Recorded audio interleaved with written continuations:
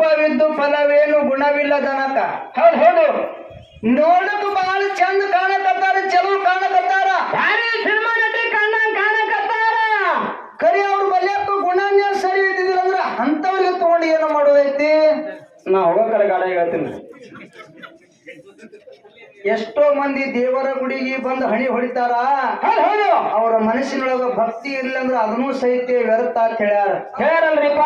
ಅದಕ್ಕೆ ಇರ್ಲಿ ಇವತ್ತೇ ರಾಷ್ಟ್ರ ಮಾತಾ ಅಹಿಲಾಬಾಯಿ ಹೋಳಕರ್ ಅವರ ಜಯಂತಿ ಸಲುವಾಗಿ ಇಲ್ಲಿ 2 ಮೇಳಗಳನ್ನ ಕೂಡ್ಸಿರಿ. ಕೊಡ್ತಾರಲ್ರಿಪ್ಪ. ಅವು 2 ಮೇಳಿನ ಪರಿಚಯ ಅಂತೂ ಈಗಾಗಲೇ ನಿಮ್ಗೆ ಆಗ್ಯಾದ. ಹೌದು. ಸಿದ್ದಡ್ಗಿ ಅಂತಕ್ಕಂಥದ್ ವಿಷಯ ಬಹಳ ಗುಮ್ಮ ಐತಿ.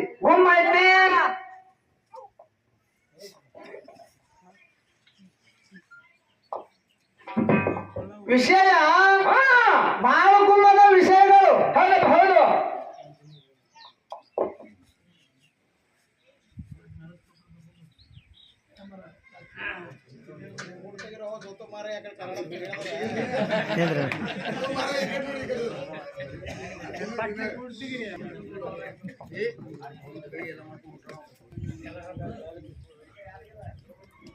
ವಿಷಯ ಹೆಂಗ ಬರ್ತದ ಅಂತ ಕೇಳಿದ್ರ, ಹೆಂಗ್ ಬರ್ತದಪ್ಪ ವಿಷಯ?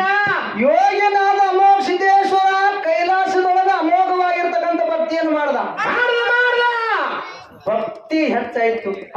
ಲೀಡ್ ಆಯ್ತು ಕೈಲಾಸದಾಗ ಹೆಚ್ಚಾಯ್ತು. ಇವನು ಭಕ್ತಿ ಹೆಚ್ಚಾಗಿ ತಿಳ್ಕೊಂಡು ಬ್ರಹ್ಮ ವಿಷ್ಣು ಮಹೇಶ್ವರ ಅವನ ಭಕ್ತಿ ಹೆಚ್ಚಾಗಿದ್ದ ಸಲುವಾಗಿ ಅವನ ಪುಣ್ಯದ ಮಕ್ಕಳಾಗಿ ಹುಟ್ಟಿ ಬಂದರು. ಯಾರ್ಯಾರು? ಮಾಯದ ಮಗ ಮಾಧುಲಿಂಗ, ತೇರ್ವಾಡ ಮಂಗರಾಯಿ, ಕರಣಿ ಮಲಕಾರ್ಸಿದ್ದ. ಇವರು 3 ಮಂದಿ ಬ್ರಹ್ಮ ವಿಷ್ಣು ಮಹೇಶ್ವರನ ಅವತಾರದವರು. ಪುಣ್ಯದ ಮಕ್ಕಳಾಗಿ ಹುಟ್ಟಿ ಬಂದ್ರು. ಇನ್ನ ವರವಿನ ಮಕ್ಕಳು ಅವ್ರು ಯಾರು? ಅವತಾರ ಅವಧೂಸಿದ ದೇವೇಂದ್ರ ಬಿಳಿ ಅನಿಸಿದ ಆಚಾರ್ಯಗೌಡ ಸೋಮಣ್ಣ ಮತ್ತೆ ಕಡಿ ಹುಟ್ಟಕ್ಕನ್ನ ಮತ್ತೆ ಒಬ್ಬಕ್ಕಿನ ಹೆಣ್ಮಗಳು ರೇಬಕಾದೇವಿ. ಹೌದು. ಕೈಲಾಸದಿಂದ ಯೋಗಿನಾದ ಅಮೋಘ ಸಿದ್ದೇಶ್ವರ ಮಳಿಕೀಲ್ ಬೆಳಿಕೀಲ್ ಬಡವಗ ಭಾಗ್ಯ ಬಂಜಿಗ ಮಕ್ಕಳು ಹೋಮದ ಕಂಬಳಿ ನೇಮದ ಬೆತ್ತ ಪ್ರಸಾದ ಗಂಟ ತಗೊಂಡು ಮತ್ತೆ ಲೋಕಕ್ಕೆ ಬಂದ.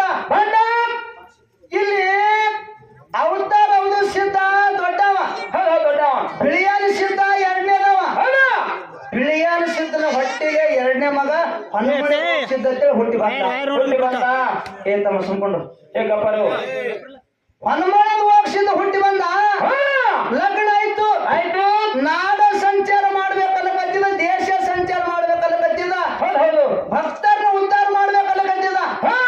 ಉದ್ಧಾರ ಮಾಡ್ಬೇಕಂತ ತಿಳಿದುಕೊಂಡು ಮುತ್ತನ ಬಲ್ಯಕ್ಕೆ ಬಂದು ಹನುಮಳದ ಹೋಗ್ಸಿದತ್ತಾನ.